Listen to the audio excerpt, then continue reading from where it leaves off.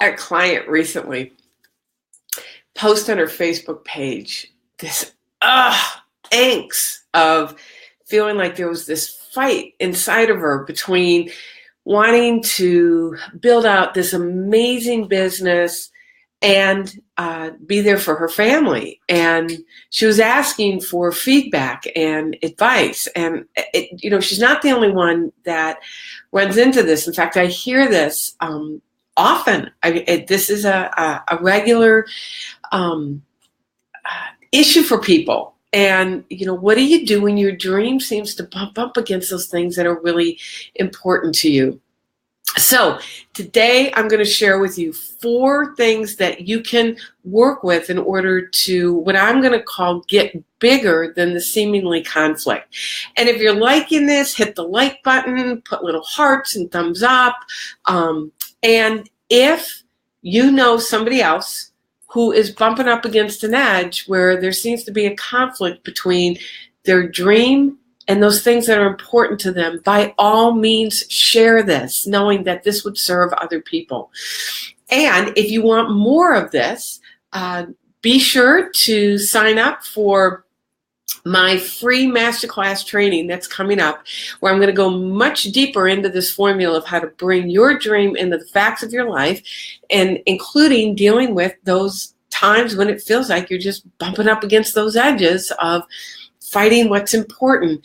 If you want to either come to that live or watch the replay, put value in the comment section, and my team will I'll make sure that my team gets that information to you. My name is Felicia Searcy, and it is my joy to share this information. It is my joy to be your partner in believing. I have the honor of serving thousands of people literally around the world and building lives that they love. And I am thrilled. I am here in Louisville. Valerie, so good to see you. I'm thrilled that we're going to start working together. I am thrilled to be I'm in a hotel room in Louisville, getting ready to fly to Phoenix later on this afternoon, where I get to hang out with some really amazing people, 2 business organizations down in Phoenix. And it is my joy to share this with you. All right, so you find Severina, you're up. Good morning, Severina. Glad to see you here. My assistant's here. All right, so you bump up against, you have a dream. You're going for that dream. You're bumping up against that edge of, oh my gosh, what if this takes me away from my family? Or what if I have to do this at the mercy of my health? Or, there's all these other things that are really important to me that I don't want to have to stop. And sometimes when you're really going for it, you can feel guilty or selfish or, yes, good morning from Los Angeles. Molly, did you get my message? I'm going to put you on the spot here, Molly. The amazing Molly Mahoney is in the house, who is who's a wonderful dear client of mine and my amazing Facebook Live guru. All right, so it is so good to see everybody here. All right, so let's jump into this. Yes, thank you, Molly. So Molly was the one that so generously shared on her Facebook page. She's building out this amazing business of helping people bring their message through this venue of Facebook Live. And she's got a husband and 2 kids that she loves dearly. And she had this amazing vacation where she took her kids and her husband on a cruise and spent time. And thank you, Molly. And she got home and jetted off to a conference where she was learning and serving people in how to serve using this amazing venue. And there was that inside of her. So as I'm sharing Molly's story, I want you to put yourself in that skin and look to see where have you pulled back from your dream out of a fear that it's interfering with something else that's really important to you, and you just can't physically see how to negotiate the two, how to reconcile the two. And so that thing that's really important to you wins out. So Molly was there wrestling, and she was in San Diego, and she was at this conference, and her heart wanted to be home. And if she was at home, her heart would have wanted to be in San Diego.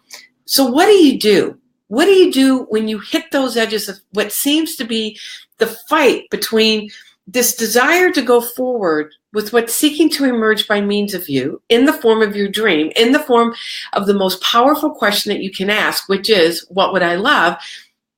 And then these other elements that have already been established in your life and that are important to you. What do? If you've got this same issue you bump up against, put me too in the comment section that, me too. I so get this. I know this issue. And what do? So first and foremost, understand, and I will say this every time I do a live, every time I do a training with my clients, every time I speak at a workshop or a seminar with a group of people, because if we could get this fundamental principle that I'm getting ready to drop on you, it would transform everything. Yes, Severina. It would transform everything. And here's the fundamental principle that I want to ground this entire training, this live training on today. That is your deep heart's desire, that dream, Molly's dream to build out this amazing business supporting people with Facebook Live. My dream to support people in living their dreams. And I'm going to talk here in a moment what I did, because I'm on the road for 2 weeks. I will not see, we made different arrangements, but potentially I wasn't going to see my husband for, a 2-week stretch. These desires, they're not your desires. They're not my desires. It's not Molly's desire. It is life itself seeking a richer, freer, fuller expression by means of you. It is the way our dream, our desire, is the way that life wakes us up to more of who we are created to be, a deeper awareness of the stream of creative energy that is continuously flowing to, through, and for us. And it is the way that life seeks to bless and give us a much greater degree of freedom and abundance in our life. And if you are down for that, say, heck yeah, sign me up. Whether you're watching this live or watching the replay. So it's first to understand that your desire, whatever it is, it's not generating from you. It is generating from the force of life itself, wanting more for you, through you, and by means of you. So number one, understand that your dream is not yours. Now, with that being the case, then we have to go beyond thinking from a state of awareness of either or. Most of us have been trained to think in what's called an either or way of thinking. Either I can do this or I can do this. And well, I know you're already signed up, Severina. That we have been trained to categorize and to think from, I have to make a choice. We've been trained to think from a state of sacrifice. Now, I am not saying that there's not some form of sacrifice when you are really moving towards something that you love. But The sacrifice that I'm talking about is the willingness to give up good. And Molly's got it good. I've got it good.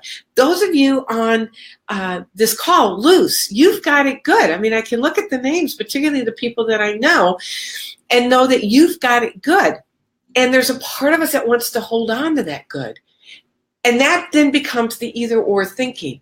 You have to be willing to let go of good in order to, in the words of Jim Collins, to allow great into your life, which means you train yourself to begin to think from a place of both and. I can do this both, or I can do this and I can do this. Now, you say that before the way reveals itself to you. You don't figure it out, then make a decision for the both and. You make a decision for the both and, understanding where the genesis of your desire, where that's streaming from, and realizing that there are two things that seem to be in conflict with each other that are equally important to you. And you literally, on the top of my computer, and I'm going to have to get a new one because I got a new computer coming in. On the top of my computer is an amber sign, you know, that sign that goes like that. It represents both and, because what it does is it's in my field of awareness. It causes me to go beyond those places where I have hunkered down. You know, we just hunker down on a way of thinking in terms of either or, and really begin to think in terms of both and. What if I could? What if I really could spend a week in San Diego training myself and training others to bring this amazing work to people who could really be served by it, in order to be able to really bring their message and really be present for my family? Both and. You know, when I thought about, you know, because I have several times this year, it's interesting how this year kind of worked out that way, that it didn't work out. You know, I'm the one that has dominion over my calendar, and I created it. Where several times this year, I'm gone for a longer period of time, serving the greatness in others by helping you understand that it really is possible to live a life that you love. And I am deeply in love with my husband. We've been together now for over 31 years, and I love being with my husband. So to think in terms of both and. So put the words both and, whether you're watching this in the comments, watching this live or the recording, and put the words both and in the comment section, or put the little amber sign. I don't know. I don't see it. Oh, it is. It's above the 7. So you hit the shift, and that little sign above the 7, hit the ampersand, the both and sign. Put that in the comment section in order to really ground that. Even there you go, Valerie. That even though it seems like there is this seeming conflict, there's not. It's when we think from the state of awareness that created our current results. Now, here's the other thing. So number 3. So number 1, understand that your dream, your desire is not your desire. Number 2, to begin to move away from either or thinking to both and thinking. And suggestion number 3, to really embrace what seems to be the seeming conflict and to get bigger than it, to get bigger than what seems to be the conflict between your dream and your values. Number 3 is to realize there is no private good. Write that down. Put it in the comment section. Put it in the note. Put it in your notes. There is no private good. What's good for you is good for everyone. Now, in the place of the angst, of the guilt, of the fear, of the selfishness, it can be really hard to see that. But if you go back to what I originally said, what I started with, and understand that the desire is not yours, it is coming from the stream of life itself.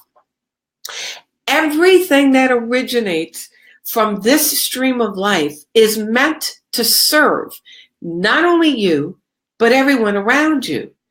So when you understand that as you say yes to your heart's deepest desire, the thing that brings you most alive, it is the way that you serve. And so, I know many of you are building out works, and you can see that. It's obvious in the works that you're building out. And if it's not, do some work around it to really see the value in it. And then to realize that it's not just serving the people that you are going to serve with this work, and kind of bouncing around here, but that it also serves the people around you. Now, Molly built out an amazing list of how her work will serve her family. And sometimes it can feel like you're trying to convince yourself. The piece that I don't know that we are willing to include is to really recognize how living your dream serves you. When I do this, I come most alive. I'm going to tell a story. It's been 20, 21, 22 years ago now. I was teaching full time.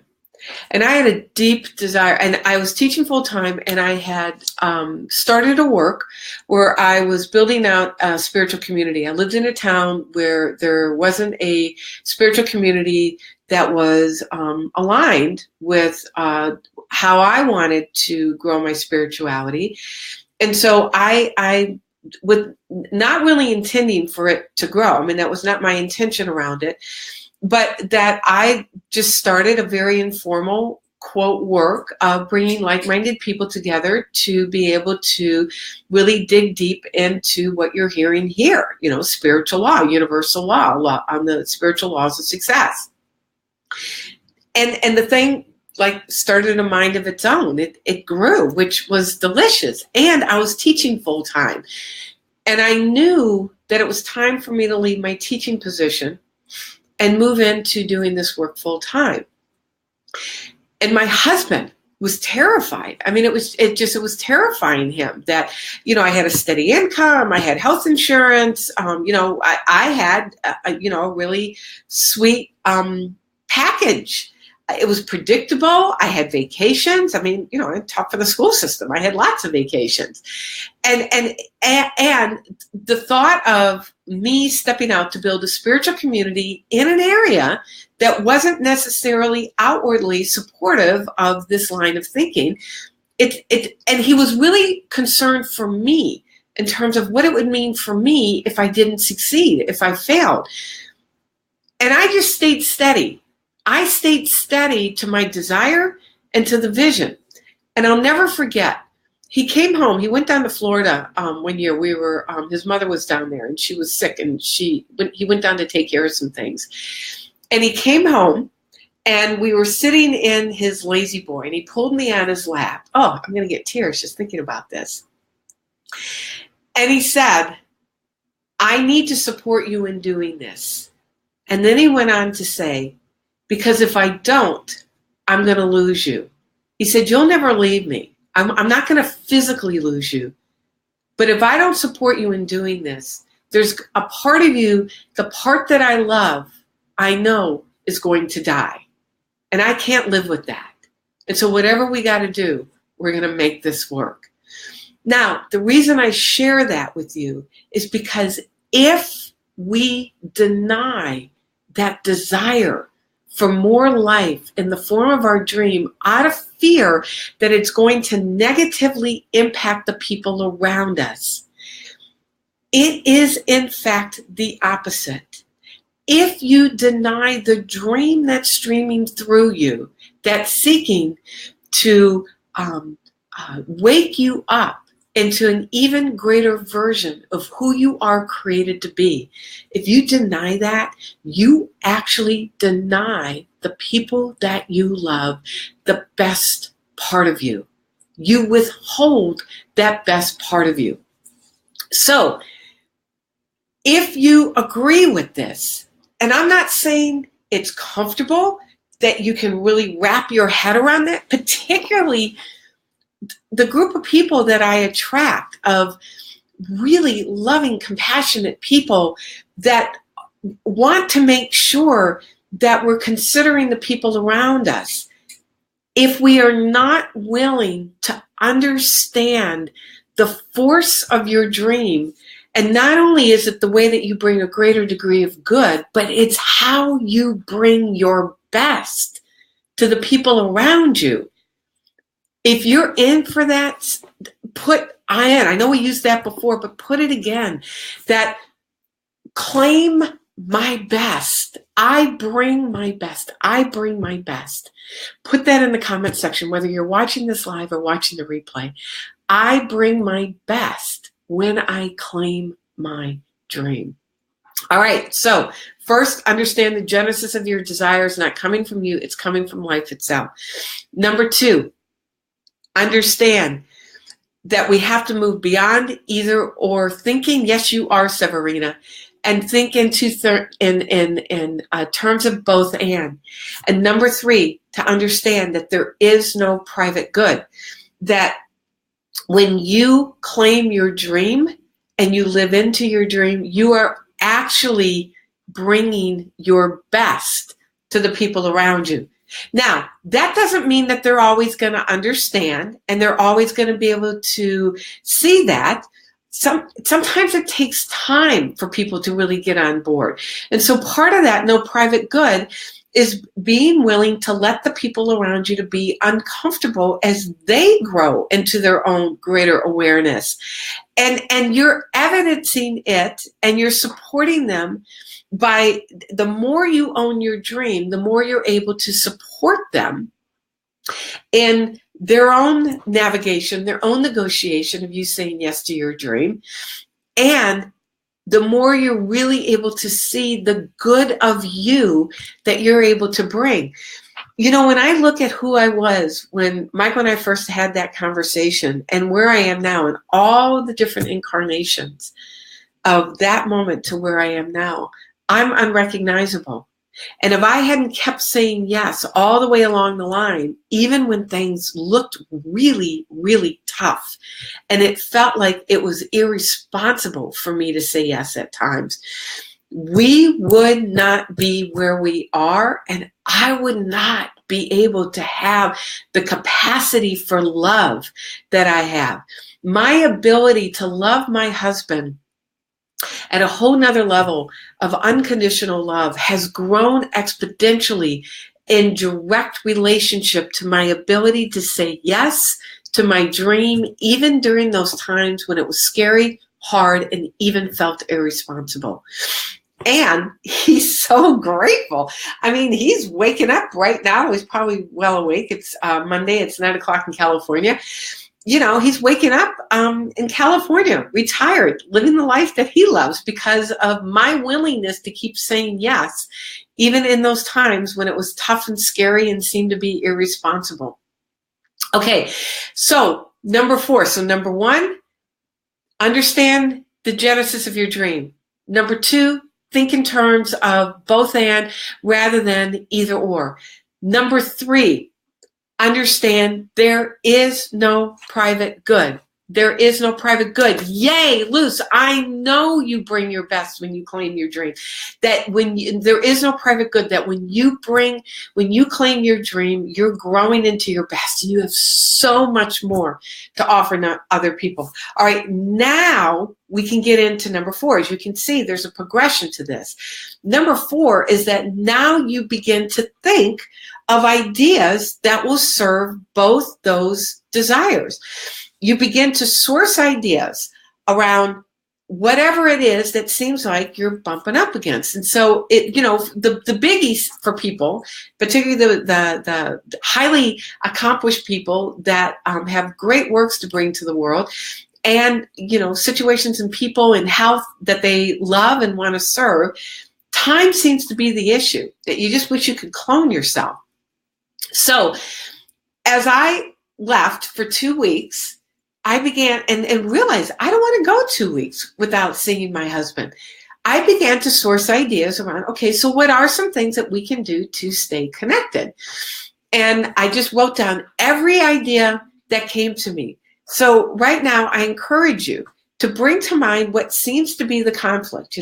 Molly, the conflict between serving this amazing business and really being present for my family. What are some things that I can do to include both? And I know one of the things that Molly does is that when she travels, oftentimes when she travels, she brings her family with her. That she's making it a point to have time in the morning to really be there for her kids, to be there with her husband, to stay in a conversation with her husband around, how can I support you? What are some things I can do to support you in your passions? And you're writing down every single idea that comes to you. No censoring. There's no censoring. You're not going to act on all of those ideas. Not all of those ideas are going to be good ideas. But as you're physically writing the ideas down, effectively what you're doing is that you're priming the pump. And you're letting the universe know that you are willing to be a good steward to this source of creativity, these ideas. So writing all those ideas down, then there are going to be some of them that really pop for you. Those are the ones that you physically act on. So as I began to source ideas around, so what can I do to stay connected to my husband? Of course, talk to him daily. And then it occurred to me, next weekend, I get into San Jose, California on Thursday.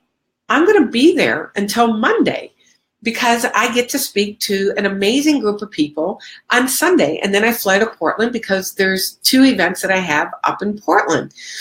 And I thought, San Jose, Burbank to San Jose, airplane. It's an hour ride. I'm 20 minutes from the airport. He wouldn't have to pack a bag, pack a few things.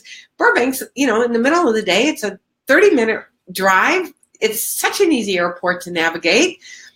I can set them up on my points. It won't cost us anything. I'm already going to have the room, although it would have been fine if it would have cost something because it was worth it. Flying to San Jose and have him come spend the weekend with me in San Jose. So I got on the phone and I said, hey, why don't you hop on a plane on Friday and come hang out with me in San Jose? And he was like, oh my God, I'm in. Got on the computer, made him a reservation, and he's coming to San Jose this weekend.